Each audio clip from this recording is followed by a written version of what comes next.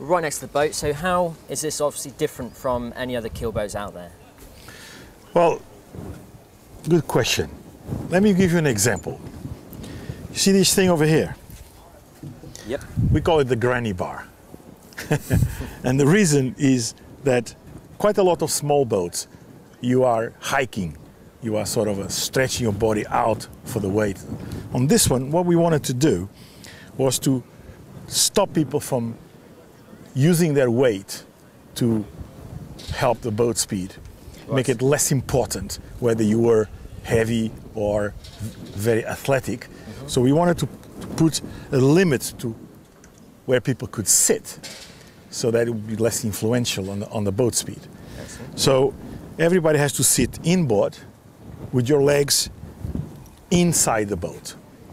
And that way, you know, it's also very comfortable. Yes. And it's very social because you can, you know, sit there and chat with your helmsman. It's a nice way to go out sailing. And yes, it is less athletic than some of the Olympic classes that we've probably seen recently, but it just it makes the boat very, very different from any other. Excellent. What about the rig design? Was there any? Well, in terms of the mast and the boom, there isn't very big changes. Obviously, we have this reverse boom vang, and the idea of doing that is to clear up the space underneath it, because obviously normally it lives, you know, normally it lives over here. Yes. And as you are trying to work the spinnaker, it just gets in the way. So it's very nice to be able to be here, tidying up the kite, and the mainsail can go past you and above you, and it's not going to chop your head off.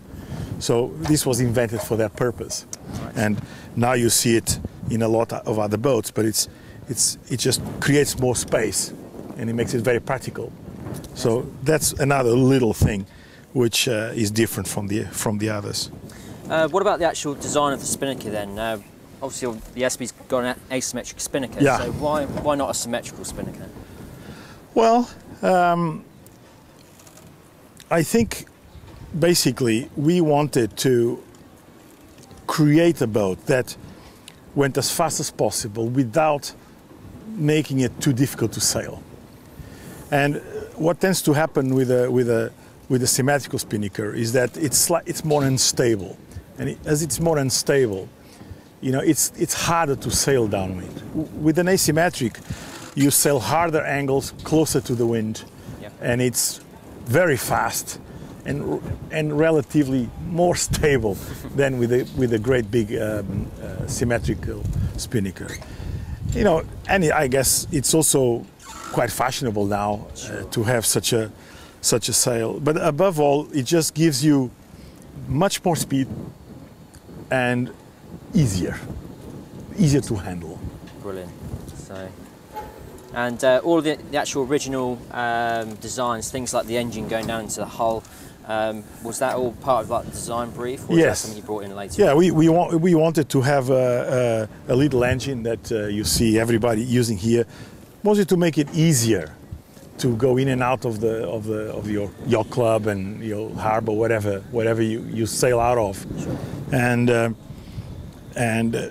And we didn't want it to be, you know, sticking out of the transom all the time. So we made it a rule that, you know, the engine would have to live inside the boat. So it's basically the only thing down there. And we have a hatch underneath here, and we can open it and put the engine down below and forget about it for while you're sailing. Excellent, great. And about things like the keel, and was that originally the design with the crane and everything? Yeah, well, obviously we wanted the boat to be a keel boat, you know, not a dinky centerboard dinky. So we wanted to make sure the boat didn't you didn't spend your day capsizing, and it's a keel boat. It's not a centerboard or a dinky. So it's important that we have quite a heavy keel with a lot of weight at the bottom to create the stability that we require. But obviously, because it's quite heavy, it gets trickier to kind of handle. So we don't touch it while we're sailing. You know, it's either up when you are taking the boat away, Yep. or it's down and it stays down, and you don't really put it up or down like you do with a centerboard. Sure. But obviously, because it's heavy, you know, it requires a little crane to be able to lift it when you want to take the boat out of the water, and it's a very simple thing to do. How does it make you feel seeing this many SB3s at an event like this? Well, it's fantastic. It's incredible, isn't it? It is. I think it must be the biggest concentration of keel boats ever. Yeah. I mean, not dinkies, but obviously dinkies they have these kind of big numbers. But I think for what's essentially is quite a big boat, I think we've probably never seen so many together. Sure. You know, all 150 boats is a lot of boats, and it's very impressive. Absolutely. Is there any other class you can compare this to? What'll be the next? Well, there isn't anything, because obviously keel boats and sports boats are relatively new, so there aren't many around. But it is fantastic to see so many boats exactly the same. Yeah. So, like talking about the 1720 earlier that you originally designed. So, did a lot of design concepts come from that? So. Well, obviously we learned quite a bit from that boat and what to do and maybe what not to do. But I mean, to put things into perspective, they were about 100.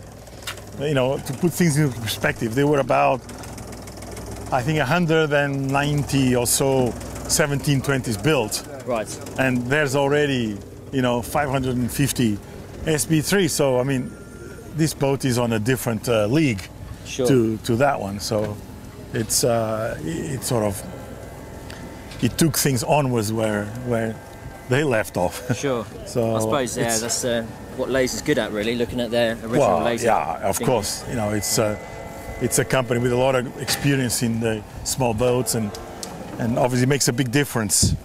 You know, to put the class together, it makes a big difference, and that's why it is so successful, and it's brilliant.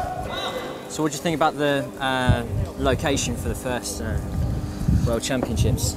Well, you know, I know Ireland very well. You know, I lived here for a while, so I think it's a great country. You know, they've shown they're very keen on the boat, and I think, not so sure how many boats there are in Ireland already, but I think there's some 70 odd boats already here. Yeah. So, and obviously, and it's a lovely bay. I don't know if you've been out here, but it's a lovely place to sail. So I think, and of course, Irish hospitality. You know, absolutely. You can hardly get better. You know, one thing for sure, the parties will be great. That's right. Yeah, yeah, we'll look forward to those. You know, that's for sure. So I'm sure it'll be a very successful regatta. You know.